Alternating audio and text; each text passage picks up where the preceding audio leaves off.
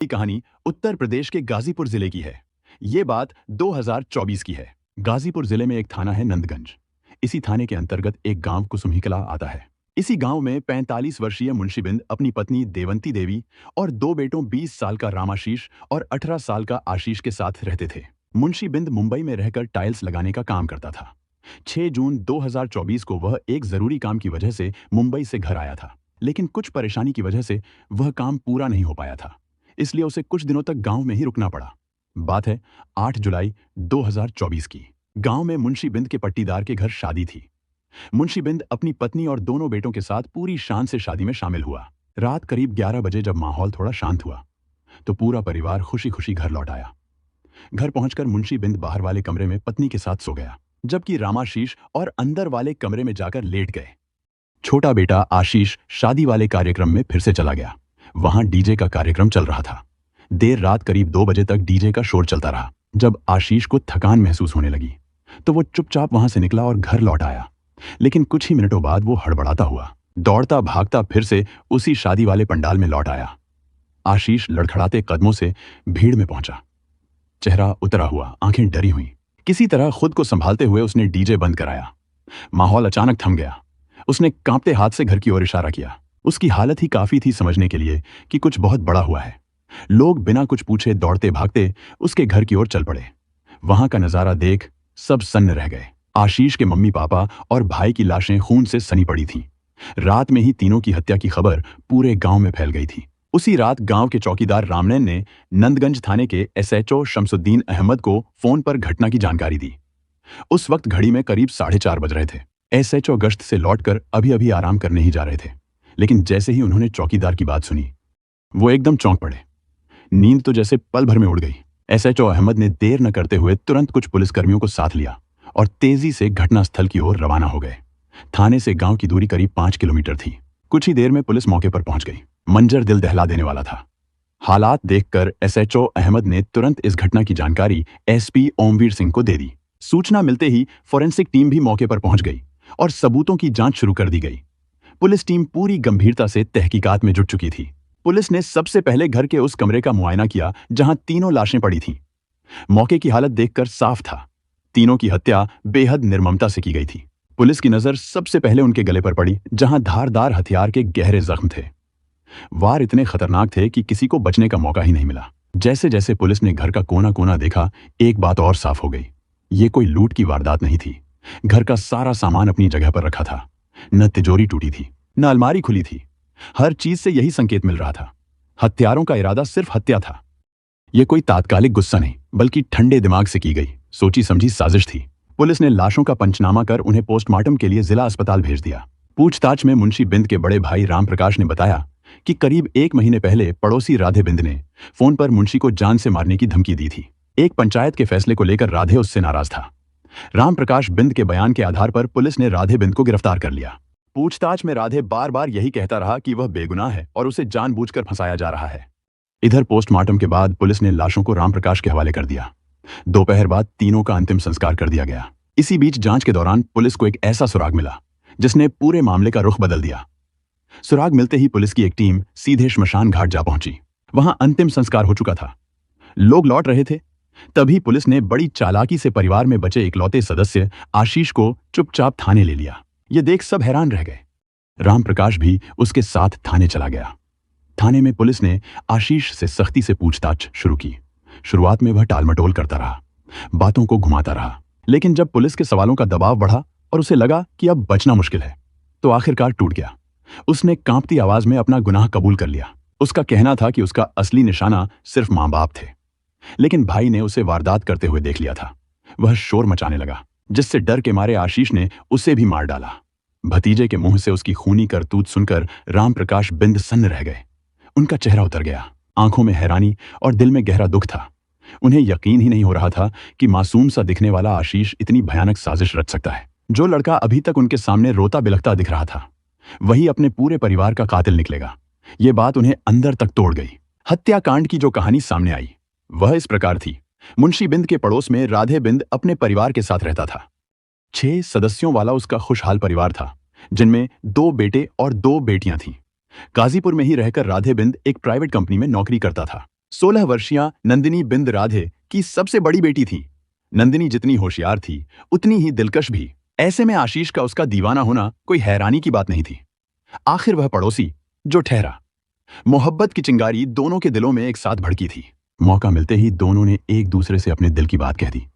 धीरे धीरे उनकी मुलाकातें बढ़ी और प्यार परवान चढ़ने लगा। अब उनका रिश्ता सिर्फ नजरों तक नहीं रहा, दिलों तक पहुंच चुका था। आशीष और नंदिनी का प्यार सच्चा था, बिल्कुल बेदाग और मासूम। वे एक दूसरे से शादी करना चाहते थे, एक साथ जिंदगी बिताना चाहते थे। लेकिन मुश्किल यह थी कि नंदिनी अपने दिल की बात घर वालों से कह नहीं पा रही थी और आशीष भी हिम्मत नहीं जुटा पा रहा था। इसी उलझन में वे भीतर ही भीतर घुटते जा रहे थे। एक दिन की बात है, नंदिनी के घर वाले किसी काम से बाहर गए हुए थे और घर पर वो अकेली थी। ये बात आशीष को पहले से पता थी। दोपहर का वक्त था और आशीष भी उस दिन घर पर ही था। मौका पाकर वो दबे पांव नंदिनी से मिलने उसके घर जा पहुंचा। घर की चार दीवारी के भीतर दोनों प्यार भरी बातों में खो गए। लेकिन किस्मत को कुछ और ही मंजूर था। उसी दौरान किसी तरह नंदिनी के घर वालों को उनके रिश्ते की भनक लग गई। जब नंदिनी के पिता राधे बिंद को इस बारे में पता चला तो वो आग बबूला हो उठे। गुस्से में उन्होंने पहले तो बेटी को खूब खरी खोटी सुनाई, फिर आशीष पर टूट पड़े। उसने न सिर्फ आशीष को धमकाया बल्कि गुस्से में आकर मुंबई में रह रहे आशीष के पिता मुंशी बिंद को भी फोन कर डाला। राधे ने साफ कहा, अपने बेटे को काबू में रखो वरना अंजाम बुरा होगा, और आखिर में जान से मार देने की धमकी भी दे दी। उसी दिन से हालात बदलने लगे थे। मुंशी बिंद ने राधे बिंद को शांत करने की कोशिश की। उसने भरोसा दिलाया कि वह बेटे को नंदिनी से दूर रहने के लिए समझा देगा। इसके बाद मुंशी ने आशीष से भी सख्ती से बात की, उसे फटकार लगाई और समझाया कि यह उम्र पढ़ाई लिखाई की है, न कि इधर उधर भटकने की। उसने साफ कर दिया कि अगर आशीष ने खुद को नहीं संभाला तो अंजाम अच्छा नहीं होगा। बात यहीं खत्म नहीं हुई।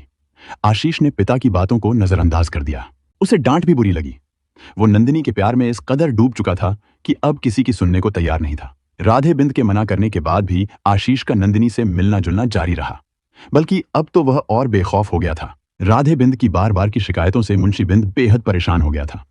आशीष पर उसके समझाने का कोई असर नहीं हो रहा था। माँ और भाई की बातों को वह हल्के में लेता था और उल्टा उन्हीं से उलझ पड़ता था। आखिरकार मजबूर होकर मुंशी बिंद को 6 जून 2024 को मुंबई छोड़कर गाजीपुर आना पड़ा।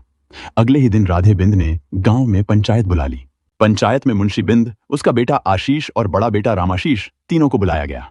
पंचों ने आशीष की हरकतों पर जमकर फटकार लगाई और मुंशी बिंद को भी बेटे की लापरवाही के लिए खूब सुनाया।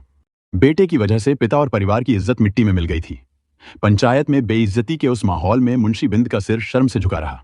पंचायत ने साफ फैसला दिया, लड़के लड़की दोनों पर सख्त पाबंदी लगाई जाए, उन्हें किसी भी हाल में मिलने न दिया जाए। इसके बाद घर वालों ने आशीष की निगरानी शुरू कर दी। हर वक्त उस पर नजर रखी जाने लगी। लेकिन यह सख्ती आशीष को चुभने लगी। उसे अपने ही घर वाले दुश्मन लगने लगे। मां बाप की रोकटोक से तंग आकर उसके दिल में एक खौफनाक सोच ने जन्म ले लिया, एक ऐसा इंतकाम जिसने सब कुछ तबाह कर दिया। आशीष ने ठान लिया था, जो भी उसके प्यार के रास्ते में आएगा वो उसका दुश्मन है, चाहे वो उसके अपने मम्मी पापा ही क्यों ना हो। उस दिन के बाद से उसके दिल में अपने ही घर वालों के लिए नफरत भरने लगी। वो उन्हें हटाने की साजिशें रचने लगा, लेकिन हर बार उसकी योजनाएं नाकाम हो जाती। 6 जुलाई 2024 को ही आशीष घर से खुरपा लेकर बाजार गया था। वहां उसने लोहार से उस पर तेज धार लगवाई। सब कुछ सोच समझकर किया गया था। धार लगवाने के बाद वह खुरपा चुपचाप घर लाया और उसे एक पुराने बक्से में छिपाकर रख दिया। 8 जुलाई 2024 की रात गांव में एक परिचित के घर तिलक का कार्यक्रम था। मुंशी बिंद को पूरे परिवार सहित उसमें बुलाया गया था। आशीष ने इसी दिन को अपने इरादे को अंजाम देने के लिए चुना।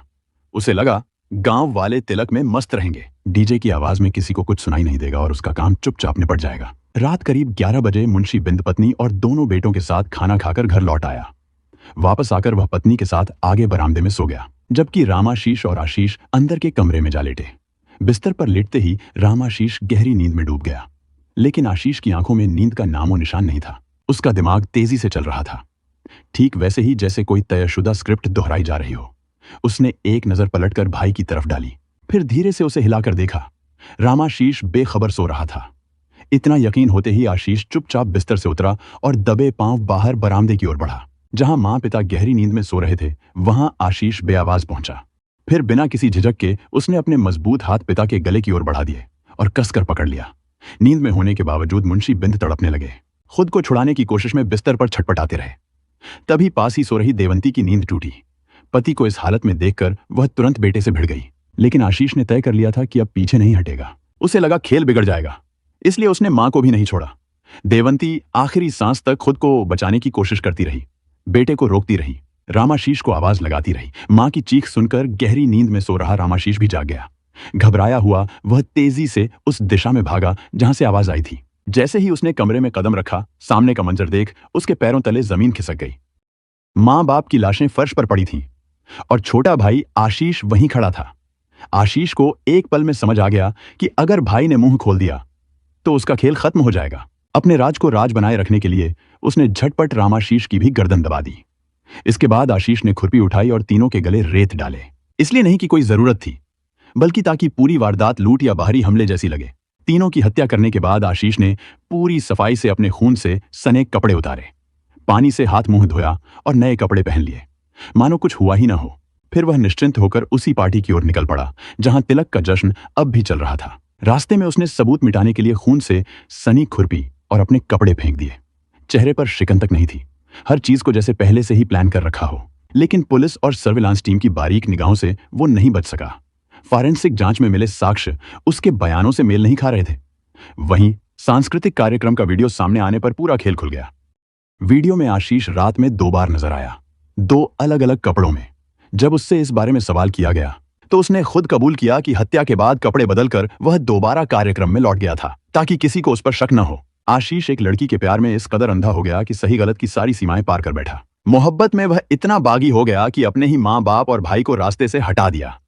उसे अपने गुनाह का न कोई पछतावा है, न ही किसी बात का अफसोस। लेकिन कानून के हाथ लंबे होते हैं। अब वही मोहब्बत, वही जिद उसे सलाखों के पीछे ले गई है, जहां वह अपने किए की सजा भुगत रहा है।